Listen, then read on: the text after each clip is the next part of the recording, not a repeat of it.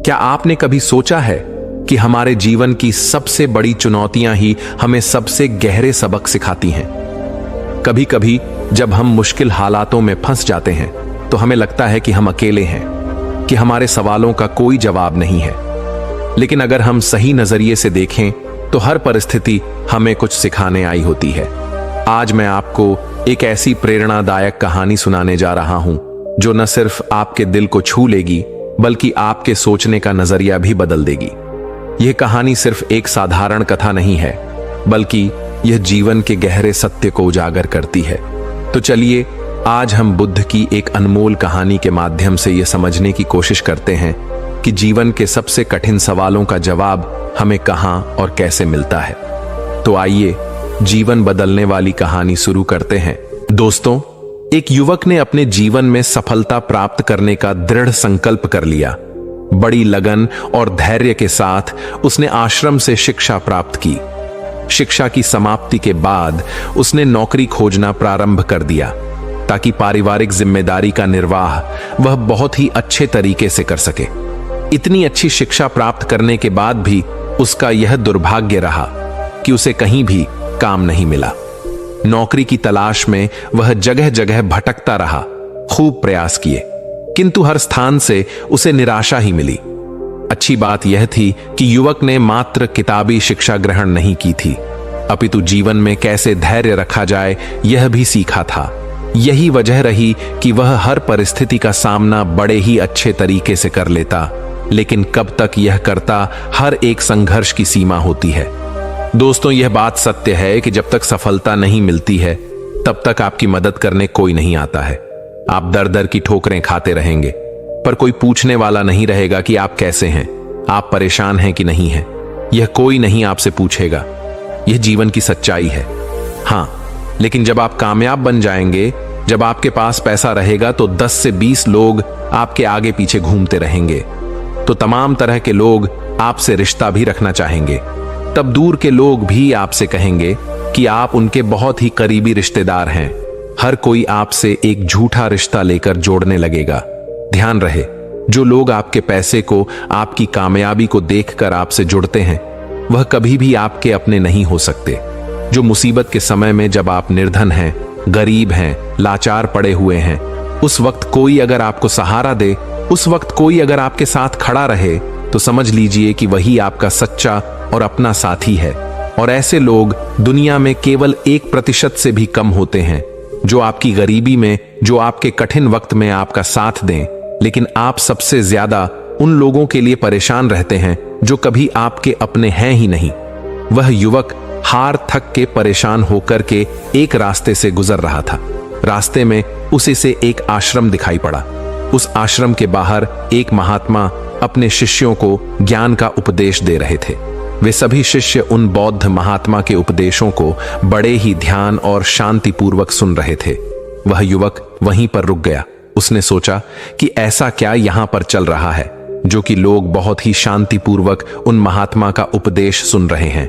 उस युवक के भी मन में जिज्ञासा जाग गई कि चलकर हम भी देखते हैं कि वहां पर क्या हो रहा है। और वह युवक भी धीरे धीरे कदमों से आगे बढ़ते हुए आश्रम की तरफ चल पड़ा। वह पास में ही एक आम के पेड़ के पास बैठ गया और महात्मा के द्वारा कही हुई बातों को ध्यान से सुनने लगा। महात्मा कह रहे थे, जब किसी चीज की नई शुरुआत होती है तो सबसे पहले सब कुछ खत्म हो जाता है। जब इस सृष्टि की रचना हुई थी तो सबसे पहले सब कुछ समाप्त हो गया था। उसके बाद एक नई सृष्टि की रचना हुई। यानी जब इंसान मुसीबत के ऐसे वक्त में पहुंच जाए जब उसे लगे कि अब कुछ नहीं होने वाला है, अब मेरा कुछ नहीं हो सकता है, जीवन में वह बिल्कुल हार सा गया है, टूट जाए, लाचार हो गया हो, कोई उसकी मदद करने वाला नहीं रहे, ऐसे वक्त में अगर वह इंसान किसी से अपनी मदद भी मांगे तो लोग उसकी मदद भी करने से इनकार कर दें। महात्मा आगे कहते हैं कि ऐसे बुरे वक्त में अगर किसी को प्यास लगती है तो कोई आपको पानी देने वाला भी नहीं मिलेगा, क्योंकि बुरे वक्त में कोई भी साथ नहीं देता है। ऐसे वक्त में आप बिल्कुल टूट जाएंगे, आप जिंदगी से हार जाएंगे। लेकिन एक बात हमेशा याद रखिएगा, इसी क्षण यही सोचना है कि अब कुछ हमारी जिंदगी में बड़ा और अच्छा होने वाला है, क्योंकि बर्बादी के बाद ही नई चीज का निर्माण होता है। टूटे फूटे लोहे को गला करके एक नए लोहे का निर्माण किया जाता है। अर्थात जब आप बिल्कुल टूट जाएंगे, मुसीबत के वक्त से गुजर रहे हैं, तो यह बात दिमाग में जरूर लाएं कि अब कुछ नया होने वाला है, हमारी जिंदगी में कुछ अच्छा और बड़ा होने वाला है। यही एक उम्मीद आपको जिंदा रखेगी और ये बिल्कुल सत्य बात है। देखना, अगर तुम ऐसे वक्त में हो जहां पर कोई तुम्हारी मदद नहीं कर रहा है, कहीं से मदद की कोई भी उम्मीद नहीं है, तो समझ लेना कि अब कुछ बड़ा और अच्छा होने वाला है। क्योंकि जितना आप टूट सकते थे, अब आप टूट गए हैं। इससे ज्यादा आप नहीं टूट सकते। ऊपर वाला आपको जरूर कुछ बड़ा देने वाला है। यही सब बोल करके गुरुजी अपने उपदेश को विराम देते हैं। बोलते हैं कि शिष्यों, आज के लिए बस इतना ही। अब तुम सब दूसरे दिन इसी समय पर आना, फिर हम आगे की बात करेंगे। सभी शिष्य अपने अपने आश्रम में चले जाते हैं। तभी अच्छा समय देख करके वह युवक उन महात्मा के पास आता है और कहता है कि महात्मा, मैं पीछे से आपका पूरा उपदेश सुन रहा था और मुझे बहुत ही अच्छा लगा। मैं बिल्कुल टूटा हुआ इंसान हूं। मैंने पढ़ाई भी की, हर जगह नौकरी की तलाश में घूम रहा, पर मुझे कहीं भी नौकरी नहीं मिली। मैं दर दर के ठोकरे खा रहा हूं, पर कुछ भी हासिल नहीं कर पाया। लेकिन आपने जो बातें बोली, उससे मुझे कुछ काम करने की हिम्मत मिली और आपकी बातें बिल्कुल सही हैं। तब वह महात्मा उस युवक से कहते हैं कि युवक, तुम अपनी समस्या को मुझे बताओ।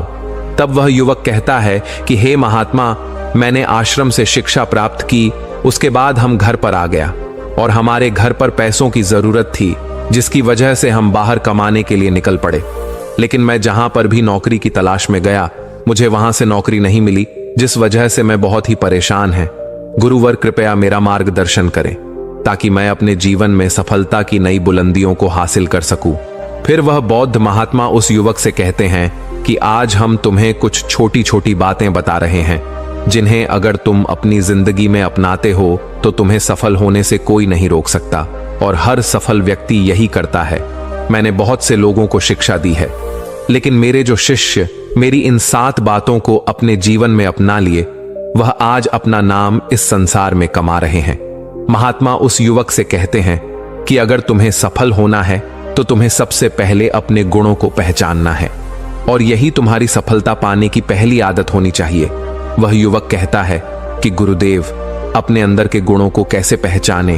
तब वह महात्मा उस युवक से कहते हैं कि गुणों को पहचानने का मतलब यह है कि अपने अंदर की प्रतिभा को पहचानो। कुछ भी कार्य करने से पहले सबसे पहले तुम अपने अंदर की प्रतिभा को पहचानो। हर एक इंसान में एक अलग प्रतिभा होती है। अगर वह अपनी प्रतिभा के हिसाब से काम करे तो जीवन में उसे सफल होने से कोई नहीं रोक सकता। मैं तुम्हें एक उदाहरण के माध्यम से समझाने का प्रयास करता हूं। अगर मैं तुमसे यह पूछूं कि यह आम का पेड़ है जो तुम्हें दिखाई दे रहा है, अगर मैं इस पर सभी जानवरों को चढ़ने के लिए बोलूं कि इस पेड़ पर सबसे पहले कौन चढ़ेगा? चलो मान लेते हैं यहां पर बंदर, भालू, हिरण, हाथी, घोड़ा, गिलहरी, सभी लोग आ गए। तो अब तुम मुझे यह बताओ कि इस पेड़ पर सबसे पहले कौन चढ़ेगा?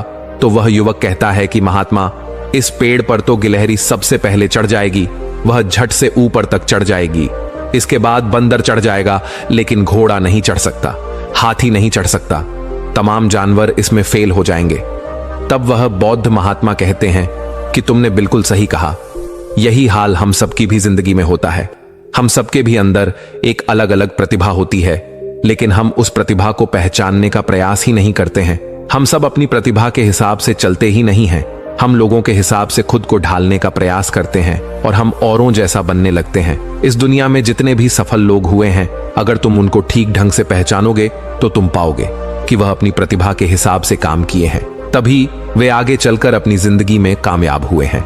हर कोई इस पेड़ पर नहीं चढ़ सकता। ठीक उसी प्रकार तुम सबसे पहले अपने अंदर के प्रतिभा को पहचानो। तुम यह देखो कि तुम किस चीज में माहिर हो। अगर तुम अपनी प्रतिभा के हिसाब से काम करोगे, उस प्रतिभा को पहचान लोगे, तो तुम जिंदगी में बहुत आगे जाओगे। फिर तुम्हें सफल होने से कोई नहीं रोक सकता है। लगभग 98% लोग यही करते हैं कि वे दूसरों जैसा बनने का प्रयास करते हैं। किसी ने उन्हें कहा तो वे उसके जैसा ही बनने लगते हैं, जबकि जो 1% लोग होते हैं वही सफल हो पाते हैं, क्योंकि वे अपने प्रतिभा के हिसाब से काम करते हैं। वे अपने अंदर की प्रतिभा को पहचान लेते हैं फिर वे उसके हिसाब से उस कार्य को करते हैं और अंत में उन्हें सफलता भी मिलती है और वे लोग जिंदगी में बहुत ही आगे जाते हैं। इसलिए कुछ भी नया करने से पहले सबसे पहले तुम अपनी प्रतिभा को पहचानो, फिर उसके हिसाब से काम करो। वह महात्मा उस युवक से कहते हैं कि सफल बनने के लिए दूसरी सबसे बड़ी आदत यह है कि तुम सब सही समय पर उठो। अगर तुम सब सुबह 3 घंटे पहले उठ जाते हो, अगर तुम 4 बजे उठ जाते हो या 5 बजे भी उठ जाते हो, तो तुम्हारे पास बहुत ज्यादा समय बच जाएगा अपने कार्य को करने का और तुम उन तमाम लोगों से आगे निकल जाओगे जो लोग देर सुबह सोकर उठते हैं। उन्हें आलस्य और बीमारियां घेर लेती हैं। अगर तुम भी देर सुबह उठोगे तो तुम भी उन्हीं के जैसा बन जाओगे। इसीलिए अगर तुम्हें लाखों की भीड़ से आगे आना है तो तुम्हें सुबह जल्दी उठना होगा। जो व्यक्ति सुबह सही समय पर जल्दी उठ जाते हैं उन्हें पूरे दिन को कार्य करने का ज्यादा समय मिल जाता है। तुम सुबह उठो, सबसे पहले अपने पूरे दिन की रूपरेखा तैयार करो कि कब मुझे क्या काम करना है, कब कौन सा काम करना है, कितने बजे क्या करना है। सबसे पहले तुम उस कार्य को करो, फिर उसके हिसाब से पूरे दिन का कार्य करो। इससे क्या होगा कि तुम्हारे पास समय बच जाएगा और तुम अपने कार्य को बहुत ही अच्छे तरीके से कर पाओगे। जो लोग यह कार्य नहीं करते हैं वह जब अपना कुछ कार्य पूरा कर लेते हैं, खाली बैठ जाते हैं, तो वह यह सोचते हैं कि अब उन्हें क्या करना चाहिए। इससे उनका समय बर्बाद होता है और जो भी व्यक्ति अपना समय बर्बाद करता है वह अपनी जिंदगी में कभी भी आगे नहीं बढ़ पाएगा। इसलिए सुबह उठकर के सबसे पहले अपनी एक रूपरेखा तैयार करो कि हमें दिन में क्या काम करना है और क्या नहीं करना है, फिर उसके हिसाब से तुम कार्य करो। महात्मा उस युवक से कहते हैं कि अगर तुम्हें अपनी जिंदगी में सफल होना है तो मैं तुम्हें तीसरी आदत बता रहा हूं जिसे तुम जरूर अपनाना। वह यह है कि अपनी विचार शक्ति का उपयोग करो। जो भी तुम अपनी जिंदगी में पाना चाहते हो उसे तुम सुबह उठ करके एक बार जरूर सोचो। तुम यह अनुभव करो कि वह चीज तुम्हें मिल रही है। भले ही वह चीज तुम्हें मिली ना हो, लेकिन तुम उसके बारे में सोचना शुरू करो और इतना सच्चाई के साथ सोचो कि ऐसा लगे कि तुम्हें वह चीज मिल रही है। उस चीज को पाने का अभ्यास करो और यह काम तुम्हें सुबह उठ करके ही करना है और जब रात को तुम सोने जाते हो तब भी तुम्हें यह करना है। धीरे धीरे वह चीज तुम्हारी तरफ आकर्षित होने लगेगी। इसे ही आकर्षण का नियम कहते हैं। व्यक्ति को जो भी चीज अपनी जिंदगी में पाना है उसे उसके बारे में बहुत ही सच्चाई और गहराई के साथ आभास करना है कि उसे वह चीज मिल रही है। फिर क्या होगा कि यह प्रकृति, यह ब्रह्मांड खुद तुम्हारे लिए वह चीज भेजेगा, क्योंकि वह चीज तुम्हारी तरफ आकर्षित होने लगेगी। इसे ही आकर्षण का नियम कहते हैं। तो तुम्हें इस आकर्षण के नियम का पालन करना है। अगर तुम इसका सही से अभ्यास करते हो तो धीरे धीरे तुम जो भी चीज पाना चाहते हो वह चीज तुम्हें मिलने लगेगी। महात्मा उस युवक से कहते हैं कि सफल बनने के लिए चौथी आदत है जो तुम्हें मैं बता रहा हूं, वह यह है कि सकारात्मक सोच के साथ आगे बढ़ो। महात्मा युवक से कहते हैं कि जिंदगी में अगर तुम्हें कामयाबी पानी है, तुम्हें सफल होना है, तो अपनी सोच को सकारात्मक करो, क्योंकि सकारात्मक सोच से ही एक अच्छी बुद्धि का विकास होता है। सकारात्मक सोच से ही तुम कुछ अच्छा और बड़ा सोच पाओगे। जब कोई व्यक्ति नकारात्मक सोचता है या किसी दूसरे के बारे में सोचता है तो वह अपने कार्य को ठीक ढंग से समझ नहीं पाएगा और अपने कार्य पर ध्यान भी नहीं दे पाएगा, क्योंकि उसका दिमाग तो किसी और चीज में लगा हुआ है और वह यह काम सही तरीके से नहीं कर पाएगा। इसलिए तुम किसी के बारे में बुरा ना सोचो, भले ही वह तुम्हारा दुश्मन ही क्यों ना हो। इससे क्या क्या होगा कि तुम्हारा अपने कार्य पर से ध्यान हटने लगेगा, और जब तुम्हारा अपने कार्य पर से ध्यान हटने लगेगा तो तुम धीरे धीरे असफल होते जाओगे। इसलिए अगर जीवन में सफल होना है तो तुम सकारात्मक सोच के साथ आगे बढ़ो। तुम इन सब की फालतू की बातें सोचने में अपना समय व्यर्थ मत करना कि कौन तुम्हें गिराने की कोशिश कर रहा है, कौन तुम्हारे प्रति अच्छा है, कौन बुरा है। यह सब सोचने का समय नहीं है। बस तुम्हें अपने कार्य को अच्छे तरीके से आगे करते जाना है। देखना, जो तुम्हारे आलोचक होंगे, जो तुम्हें नीचा गिराने की कोशिश करेंगे, धीरे धीरे वह सब तुम्हारे रास्ते से हट जाएंगे, क्योंकि जिस भी व्यक्ति के मन में नकारात्मक बातें होती हैं, जो भी व्यक्ति किसी को गिराने की कोशिश करता है, वह कभी भी अपनी जिंदगी में आगे नहीं बढ़ सकता। इसलिए अगर तुम्हें सफल होना है तो तुम एक सकारात्मक सोच के साथ आगे बढ़ो, क्योंकि सकारात्मक सोच से ही तुम्हें आगे सफलता मिलने वाली है। और तुम्हारे जीवन में जो नकारात्मक लोग हैं, जो नकारात्मक बातें करते हैं, तुम उनसे दूरियां बना लेना। महात्मा 5वीं बात बताते हुए कहते हैं कि युवक, अगर तुम्हें अपनी जिंदगी में सफल होना है तो अपने राज्य किसी को मत बताओ। अगर तुम जो भी काम करना चाहते हो तो यह राज्य किसी को भी मत बताना, क्योंकि अगर तुम अपने राज्य किसी को बता दोगे तो तमाम लोगों को पता चल जाएगा कि तुम क्या करने वाले हो। और अभी तो तुम अपने कार्य की शुरुआत ही नहीं की हो, लेकिन तमाम लोग आपको गिराने की कोशिश करने लगेंगे, तो इससे तुम्हारा कार्य भी सही तरीके से सही समय पर पूरा नहीं हो पाएगा और तुम परेशान होते जाओगे। इसलिए अगर तुम्हें अपने जीवन में कुछ करना है, कुछ पाना चाहते हो, तो तुम्हें बिल्कुल शांतिपूर्वक अपने कार्य को करना है। ढिढोरा नहीं पीटना है, किसी को भी मत बताओ कि तुम आगे क्या करने जा रहे हो। इस बात का तुम खास ध्यान रखना। महात्मा युवक को सफल होने के लिए छठी बात कहते हैं कि कड़ी मेहनत और लगन के साथ काम करो। वह महात्मा कहते हैं कि कोई भी इंसान अगर सफल होता है तो वह अपनी कड़ी मेहनत से सफलता प्राप्त करता है। जितने भी कामयाब लोग होते हैं उन्होंने बहुत कड़ी मेहनत की है। कड़ी मेहनत सही जगह पर करनी चाहिए। ये नहीं कि तुम बस बहुत कड़ी मेहनत करते जा रहे हो लेकिन सही दिशा में नहीं कार्य को कर रहे हो, तो कड़ी मेहनत के साथ साथ सही दिशा बहुत जरूरी होती है। अगर तुम सही दिशा में कड़ी मेहनत करते हो तो तुम उस काम में कामयाब जरूर हो जाओगे, तुम्हें जरूर कामयाबी मिलेगी। इसलिए कोई भी काम हो, कितना भी बड़ा क्यों ना हो, सबसे पहले यह पता लगाओ कि इस काम को बहुत ही अच्छे तरीके से कैसे किया जा सकता है। अगर आपको यह पता चल जाए कि इस काम को अच्छे तरीके से कैसे किया जा सकता है, पूरी जी जान लगा दो सफलता को प्राप्त करने के लिए।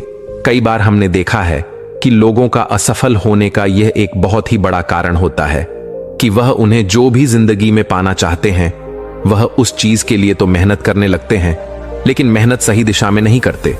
और जब उनकी मेहनत सही दिशा में नहीं होती है तो वे धीरे धीरे अंदर अंदर टूटने लगते हैं, उनका भरोसा उठने लगता है और उन्हें उनका लक्ष्य भी प्राप्त नहीं हो पाता है। इसलिए तुम्हें जो भी कार्य को करना है, तुम्हें जो भी लक्ष्य पाना है, सबसे पहले उस लक्ष्य को पहचानो कि इस लक्ष्य तक कैसे पहुंचा जाए तो तुम जरूर सफल हो जाओगे। एक उदाहरण देता हूं कि मान लो ये सामने जो पहाड़ दिखाई पड़ रहा है, अगर मैं तुम्हें इस पहाड़ पर चढ़ने को बोलूं, अगर तुम सीधे चढ़ोगे तो तुम कभी भी इस पहाड़ पर नहीं चढ़ पाओगे।